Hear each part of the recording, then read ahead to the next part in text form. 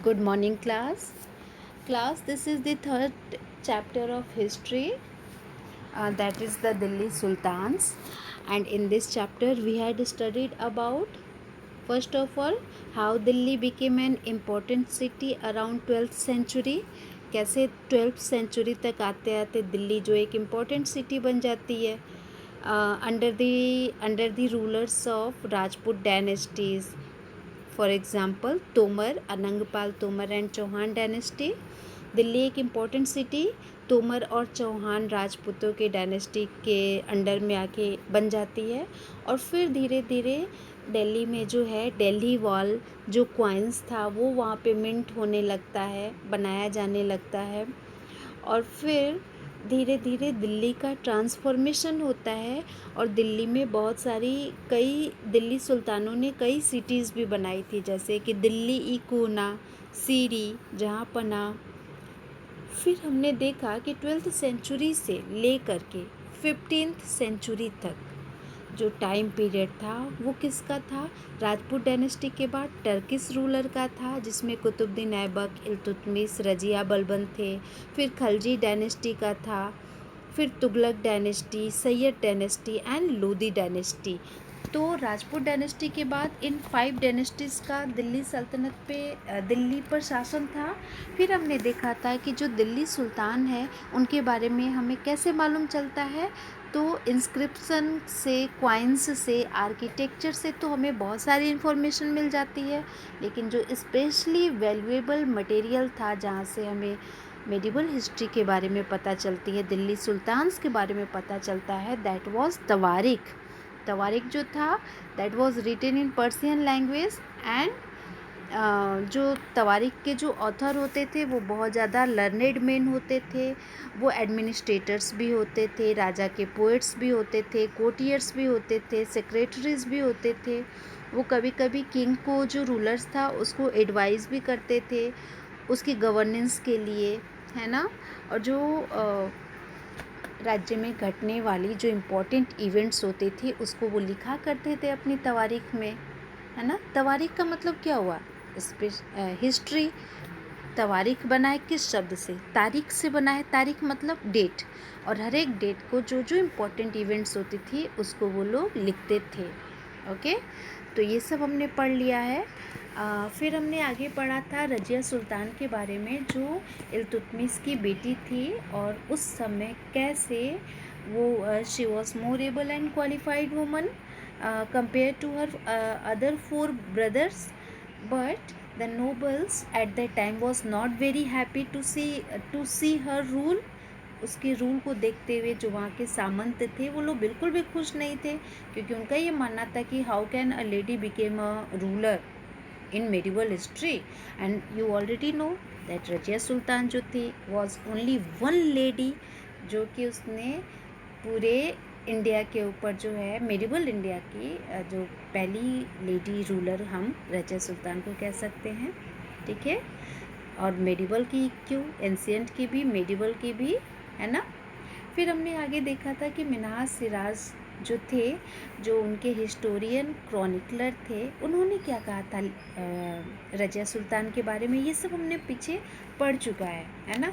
वो भी ये मानते थे कि जो रजिया सुल्तान है, जो वुमेन होती है वो तो मेन की सबॉर्डिनेट होती हैं, और जो गॉड है, गॉड के क्रिएशन में मेन सबसे ऊपर होता है. उनके रजिस्टर में वुमेन का जो कितनी भी उनमें एक्सीलेंट क्वालिटीज़ हो, लेकिन वुमेन की जो जगह होती है वो मेन के नीचे होती है. ऐसा ये हिस्टोरियन क्रॉनिकलर जो मिन्हाज सिराज थे वो भी मानते थे. इस तरह से फिर हमने अपने अगले टॉपिक में देखा था कि कैसे जो दिल्ली सल्तनत है उनका एक्सपेंशन होता है. गैरिसन टाउन जो सोल्जर्स टाउन था, उस वहाँ पे वो धीरे धीरे कंट्रोल बनाना शुरू करते हैं. फिर वो धीरे धीरे पूरे एम्पायर, अपने दिल्ली सल्तनत के एम्पायर को एक्सपेंड करना शुरू करते हैं, जिसमें हमने पढ़ा था कि वो बंगाल जो कि इतना दूर था, दिल्ली से शासन करना वहाँ पे मुश्किल था. फिर बीच में बहुत सारे रिबेलियन, वॉर वगैरह भी होते थे, बैड वेदर होता था, जिससे जो बहुत सारी चैलेंजेस होते थे, बहुत ज़्यादा मंगोलों का इन्वेशन होता था दिल्ली के ऊपर. तो कई सारी चैलेंजेस होती थी, लेकिन फिर भी दिल्ली सल्तनत ने अपने एम्पायर को एक्सपेंड किया था। दो तरीके से किया था, एक था इंटरनल एक्सपेडिशन और दूसरा था एक्सटर्नल एक्सपेडिशन। इंटरनल फ्रंटियर में, इंटरनल एक्सपेडिशन में इन्होंने क्या किया था, सबसे पहले गैरिसन टाउन को इन्होंने स्ट्रॉन्ग बनाना शुरू किया, है ना। गैरिसन टाउन और जो हिंटरलैंड था, वो एरिया जहाँ से पोर्ट वगैरह बने होते थे, तो पहले इन्होंने हिंटरलैंड गैरिसन टाउन को स्ट्रॉन्ग किया। फिर धीरे धीरे ये अपने मिलिट्री एक्सपेडिशन को ये भेजने लगे, कहाँ पे, पूरे इंडिया में, साउथ इंडिया तक। और वहाँ पे जितनी भी प्रेसियस मेटल्स होती थी, इनकी आर्मी उसको कलेक्ट कर लेती थी, सुल्तान की, ठीक है। तो ये सारी चीज़ें हम लोग पढ़ चुके हैं। फिर हमने कुछ कॉन्सेप्ट मस्जिद के बारे में पढ़ा था कि किबला क्या होता है, व्हाट इज़ नमाज, what do you mean by Mecca, किबला, इमाम, है ना, खुतबा। तो ये सारी चीज़ें हम लोग पढ़ चुके थे। Today we will discuss about the administration and consolidation under the Khalji and Tughlaq. I had already discussed you कि जो दिल्ली सल्तनत है, वहाँ पे राजपूतों का पहले शासन था, फिर उसके बाद 5 डायनेस्टी आ गई। अब उस 5 डायनेस्टी में एक थी खलजी डायनेस्टी और जो दूसरी थी वो थी तुगलक डायनेस्टी। खलजी डायनेस्टी के टाइम में जो अलाउद्दीन खिलजी था एंड तुगलक डायनेस्टी में जो मोहम्मद बिन तुगलक था, इन दोनों के टाइम में जो एडमिनिस्ट्रेशन था दिल्ली सल्तनत का, वो बहुत ज़्यादा उसको कंसोलिडेट किया गया, अम्पायर को फैलाया गया और फिर फैले हुए अम्पायर को कंसोलिडेट मतलब स्ट्रॉन्ग बनाया गया उसको, ठीक है। तो ये किसके टाइम में हुआ था, खलजी एंड तुगलक के टाइम में हुआ था। तो हम यहाँ पे देखते हैं कि इतना कुछ करने के लिए, यानी कि एडमिनिस्ट्रेशन को बेस्ट बनाना है और एडमिनिस्ट्रेशन का कंसोलिडेशन भी करना है, तो कौन करेगा, खलजी और तुगलक जो डायनेस्टी थी इनके टाइम में हुआ था। तो इन्होंने किया क्या था, कैसे इन्होंने दिल्ली सल्तनत को इतना कंसोलिडेट बनाया था। तो देखो, एक बहुत मज़ेदार स्टोरी है। स्टोरी ये है कि इन्होंने सबसे पहले, इनको अपने बेटों पे बहुत ज़्यादा भरोसा नहीं होता था, तो ये क्या करते थे कि दिल्ली सल्तनत जो है, इनको एडमिनिस्ट्रेशन को चलाने के लिए किसकी ज़रूरत पड़ती है, गवर्नर्स की ज़रूरत पड़ती है। जैसे आज हमारा इंडिया है, तो इंडिया में क्या प्राइम मिनिस्टर पूरे इंडिया को गवर्न करते हैं, गवर्न तो करते हैं, लेकिन जितने भी इंडिया में स्टेट्स हैं उसको चलाने के लिए किसकी ज़रूरत होती है, चीफ मिनिस्टर की और गवर्नर्स की, ठीक है। तो चीफ मिनिस्टर हर एक स्टेट को चलाता है। ठीक वैसे ही मेडिवल इंडिया में इनको चलाने के लिए गवर्नर्स की ज़रूरत पड़ी थी। और वो गवर्नर्स कैसे होने चाहिए, वो गवर्नर्स रिलायबल होने चाहिए थे। रिलायबल मतलब ट्रस्टवर्दी होने चाहिए थे, किसके, दिल्ली सुल्तानों के। तभी तो वो उनको एडमिनिस्ट्रेटर्स बनाएंगे। तब इन लोगों ने क्या किया कि इन लोगों ने किसी अरिस्टोक्रेट्स को अपॉइंट नहीं किया, किसी हाई सोशल कास्ट के लोग को अपॉइंट नहीं किया, ना ही किसी लैंडेड चिफ्टेंस को अपॉइंट किया। मतलब जो लैंड के जो जमींदार वगैरह थे, जो सरदार थे, उन लोगों को अपॉइंट नहीं किया, ना ही किसी अरिस्टोक्रेट्स को अपॉइंट किया। तो किसको अपॉइंट किया, इन्होंने रिलायबल गवर्नर्स को। तो इन्होंने किसको अपॉइंट किया, इन्होंने अपॉइंट किया अपने स्पेशल स्लेव्स को। किसको किया, स्पेशल स्लेव्स को, जिनको बंदगान कहा गया। कुछ स्पेशल गुलाम्स इन लोगों ने परचेस किया था, ख़रीदा था, और उसको ये लोग मिलिट्री ट्रेनिंग देते थे। और मिलिट्री ट्रेनिंग देने के बाद ये क्या करते थे कि उनको हाई पॉलिटिकल ऑफिस में, अपने किंगडम में हाई पॉलिटिकल डिपार्टमेंट में उनको जगह देते थे, उनको रैंक दी जाती थी। तो सबसे पहले ये क्या करते थे कि सबसे पहले ये लोग, सबसे पहले इन्होंने क्या किया कि स्पेशल स्लेव्स खरीदा। क्यों खरीदा था, क्योंकि इनको गवर्नर्स चाहिए थे अपने राज्य को चलाने के लिए। इन्हीं स्लेव्स को बंदगान कहा गया। फिर इन्होंने इनको मिलिट्री ट्रेनिंग देनी शुरू कर दी और फिर इनको हाई पॉलिटिकल ऑफिस अपने राज्य में, इनको डिपार्टमेंट में इनको जगह दी गई। ऐसा इन्होंने क्यों किया, क्योंकि सुल्तान को trust and rely upon them, क्योंकि सुल्तान को जो है इन पे ट्रस्ट होता था और ये पूरी तरह से अपने मालिक के ऊपर डिपेंडेंट होते थे। क्लियर, ये जो सुल्तान्स थे ये जो स्लेव्स होते थे ये पूरी तरह totally dependent upon their master, so सुल्तान्स को trust and rely upon them, उनके ऊपर सुल्तान्स जो थे वो डिपेंडेंट थे। ठीक है, तो इस तरह से इनके ऊपर विश्वास था सुल्तानों का, अपने बेटों से कहीं ज़्यादा विश्वास इन स्लेव्स के पास था। फिर हम आगे देखते हैं कि तो इन लोगों ने क्या किया कि अपने एडमिनिस्ट्रेशन को और कंसोलिडेट करने के लिए इस तरह के इन लोगों ने किसको ख़रीदा था, स्पेशल स्लेव्स को ख़रीदा था। ओके, नाउ अब हम देखते हैं स्लेव्स रैदर देन सन्स, मतलब कि जो ये गुलाम थे ये इनके बेटों से भी ज़्यादा इनके लिए इम्पोर्टेंट थे।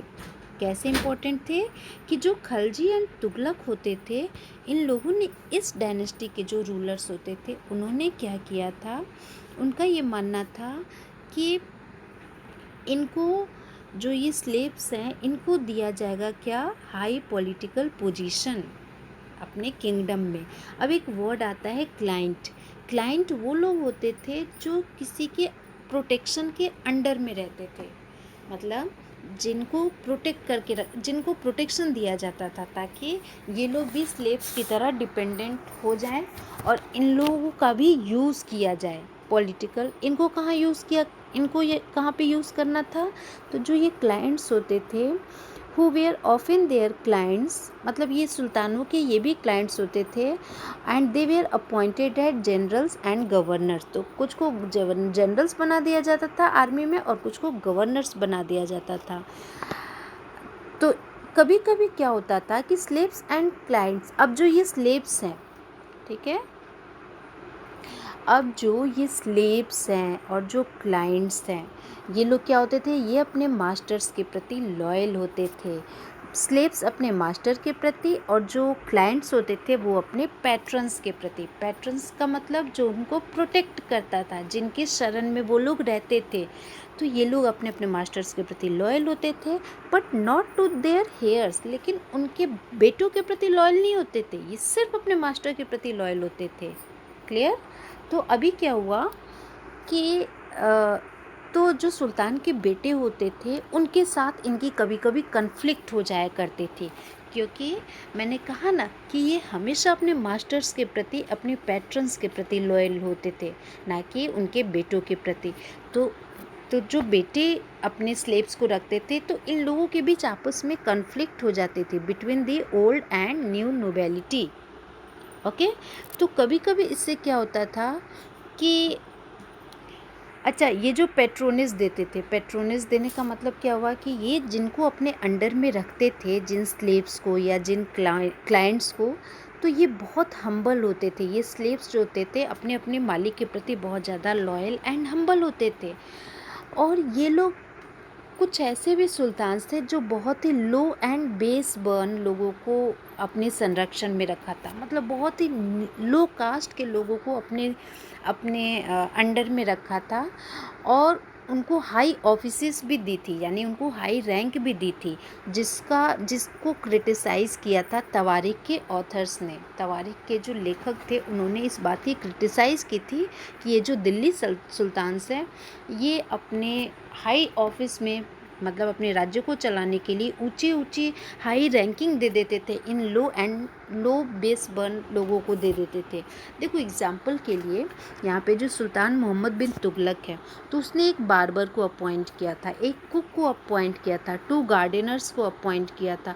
कहाँ अपॉइंट किया था? हाई एडमिनिस्ट्रेटिव पोस्ट में, जिससे उनका जो जियाउद्दीन बर्नी नाम का जो उनका क्रॉनिकलर था 14th सेंचुरी में, उसने कहा था कि ये सुल्तान की लॉस है, पॉलिटिकल लॉस है, सुल्तान को इस तरह का जजमेंट नहीं करना चाहिए, इस तरह का डिसीजन नहीं लेना चाहिए कि इतने लोग बेस बर्न को अपने साथ, अपने को, मतलब इन लोगों को हाई कास्ट दे दिया जाए। ठीक है, तो फिर हम आगे देखते हैं कि like the early sultans Khilji and Tughlaq monarch. तो अच्छा, अब इसके बाद ये तो हो गया कि एडमिनिस्ट्रेशन को चलाने के लिए और उनको कंसोलिडेट करने के लिए इस तरह के स्लेव्स को ये लोग जो है ट्रेनिंग देते थे और ये बहुत ज़्यादा ट्रस्टवर्दी थे। लेकिन एक और लोग आते हैं जो जिनकी एडमिनिस्ट्रेशन में ज़रूरत पड़ती थी, और वो लोग थे वो लोग थे जिनको कहा जाता था इक़्तादार। इक़्तादार का मतलब क्या हुआ, पहले हम इस टर्म को समझते हैं। Khilji and Tughlaq monarch, monarch मतलब किंग, अपॉइंटेड मिलिट्री कमांडर। अब कुछ मिलिट्री कमांडर जो थे वो अपॉइंट किए गए, ठीक है। ये अपॉइंट किए थे खिलजी और तुगलक ने मिलिट्री कमांडर को। और इन कमांडर, ये जितने भी कमांडर्स थे, ये अपनी अपनी टेरिटरी में गवर्न करते थे, आर्मी को गवर्न करते थे, और इनको कुछ लैंड मिला था। इन कमांडर्स को कुछ लैंड मिला था जिसको इक्ता कहा गया था। यानी कि खिलजी और तुगलक वंश के जो सुल्तान्स थे, इन्होंने कुछ मिलिट्री कमांडर अपॉइंट किए थे। जैसे देखो अपने इंडिया में अभी क्या है, एट प्रेजेंट टाइम आर्मी है, एयरफोर्स है एंड नेवी है। तो आर्मी का जो हेड होता है क्या कहते हैं, आर्मी के जो हेड होते हैं, ठीक है, उनको अपॉइंट किया जाता है इंडिया की आर्मी देखने के लिए, ठीक है। जनरल जो भी होते हैं, एयरफोर्स के जो होते हैं एयर चीफ मार्शल होते हैं, नेवी के जो होते हैं वो एडमिरल होते हैं। तो ये लोग अपने अपने एरिया में जो डिफेंस होती है उसको ये लोग देखते हैं।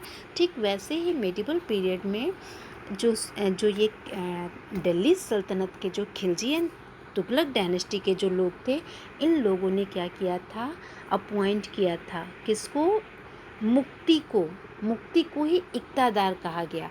अब इक़्ता का मतलब क्या हुआ कि लैंड हुआ, इक़्ता का मतलब क्या हुआ, लैंड। तो कुछ टेरिटरी दे दी गई थी और इनको कहा गया था कि आप इस टेरिटरी पर मिलिट्री कमांडर आप देखेंगे, मिलिट्री कमांडर भी देखेंगे, और उस जो उनको लैंड मिली थी उस लैंड को इक़्ता कहा गया। और क्योंकि वो इस लैंड के लैंड होल्डर थे तो इनको इक़्तादार कहा गया, इक़्तादार को ही मुक्ति कहा गया। क्लियर। मुक्ति का काम क्या होता था, मिलिट्री लीड करना, मिलिट्री कैंपेन चलाना। पहली बात, मेंटेन लॉ एंड ऑर्डर को मेंटेन करना, ये उनका दूसरा काम था। बदले में इनको क्या मिलता था, इस सर्विस को देने के बदले में इनको मिलती थी कि जो इनको लैंड मिला था उस लैंड पे जितना भी रेवेन्यू ये कलेक्ट करेंगे लोगों से, यही उनकी सैलरी होती थी। किनकी सैलरी होती थी, इक़्तादारों की। इक़्तादारों का काम क्या था, मिलिट्री कमांड देना, मिलिट्री की को लीड करना और लॉ एंड ऑर्डर को मेंटेन करना। क्लियर। अच्छा, तो ये तो हो गई इतनी बातें, मुक्ति और इक़्तादार की बात। अब हम बात करते हैं कि कुछ ऐसे अब क्या हुआ कि इनके ऊपर कंट्रोल रखना भी ज़रूरी था। मुक्तीज़ के ऊपर, इक़्तादारों के ऊपर कंट्रोल रखना भी ज़रूरी था। इसीलिए इनका जो पोस्ट होता था वो क्या था, वो बहुत ही शॉर्ट पीरियड ऑफ टाइम के लिए इनका पोस्ट दिया जाता था, फिर इनको किसी दूसरी जगह पे शिफ्ट कर दिया जाता था।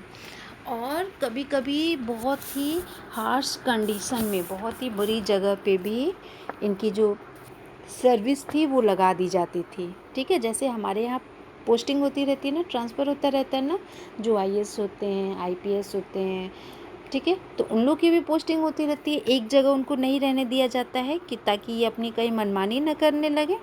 ठीक वैसे ही खिलजी और तुगलक डायनेस्टी के लोगों ने इन इक़्तादारों को शॉर्ट पीरियड के लिए रखा था और बाद बीच बीच में इनकी पोस्टिंग भी कर देते थे, जैसे आज के टाइम में होता है।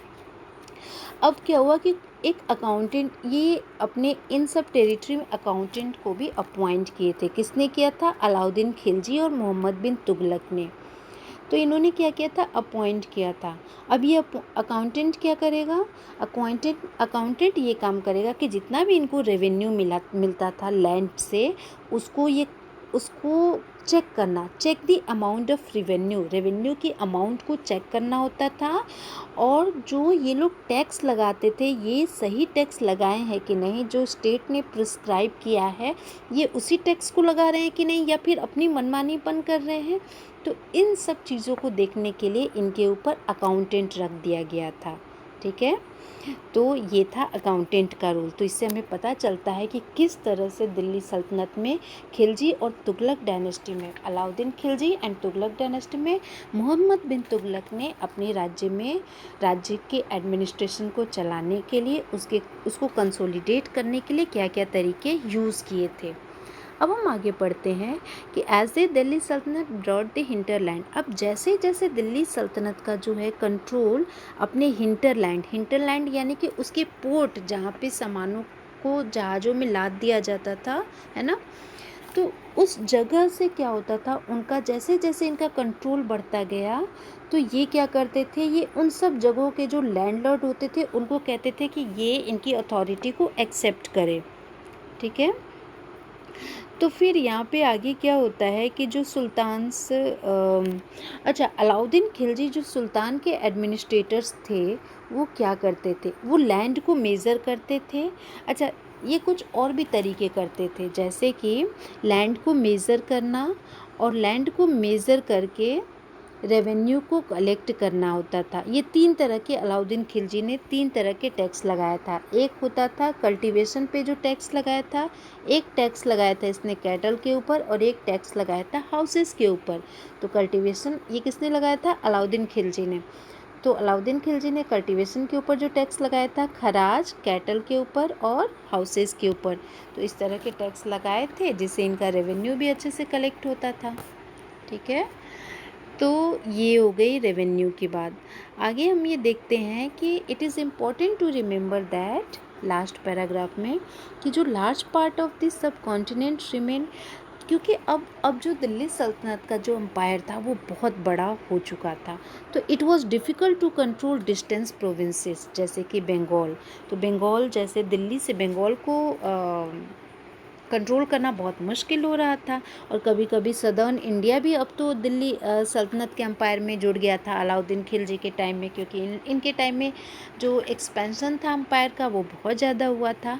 तो यहाँ पे क्या होता था कि even in the Gangetic plain, तो गंगा नदी के किनारे किनारे भी जो फॉरेस्ट एरिया थे उस पर इनका जो शासन करना था वो कभी कभी मुश्किल हो जाता था शासन करना। ठीक है, तो फिर क्या होता था कि वहाँ के जो लोकल चिफ्टन्स होते थे वो अपना राज्य वहाँ पे बना लेते थे। और उसके अलावे क्या होता था कि जो मंगोल्स होते थे, मैंने आपको बताया था कि इनकी जो सुल्तान की वीकनेस देखते थे तो ये मंगोल्स जो है इनके ऊपर अटैक कर देते थे। ये बहुत बड़ा चैलेंज था। तो चंगेज़ खान जो मंगोल्स था, चंगेज़ खान कहाँ का था, ट्रांसऑक्सियाना का। ट्रांसऑक्सियाना यानी कि सेंट्रल एशिया का, यानी कि उज्बेकिस्तान, तुर्कमेनिस्तान, तुर्कमेनिस्तान, वहाँ से ये चंगेज़ खान आया था। और इसने क्या किया था, दिल्ली में आकर के बहुत ज़्यादा अनस्लॉट की थी, यानी कि बहुत एक्टिव वायलेंस किया था यहाँ पे। और उसने फिर दिल्ली सल्तनत पर इसने मंगोलों का अटैक हुआ था दिल्ली सल्तनत के ऊपर। चंगेज़ खान ने 1219 में मंगोल का अटैक हुआ था, किसके समय में, अलाउद्दीन खिलजी के समय में, और मोहम्मद बिन तुगलक के समय में भी। ठीक है, तो इन सुल्तानों के लिए ये बहुत बड़ा एडमिनिस्ट्रेटिव चैलेंज था। तो यहाँ तक हमने देखा कि किस तरह से एडमिनिस्ट्रेशन को कंसोलिडेट करने का ये काम किस तरह से इन सुल्तानों ने किया। बाद के टॉपिक को we will discuss in the next class. Thank you everyone.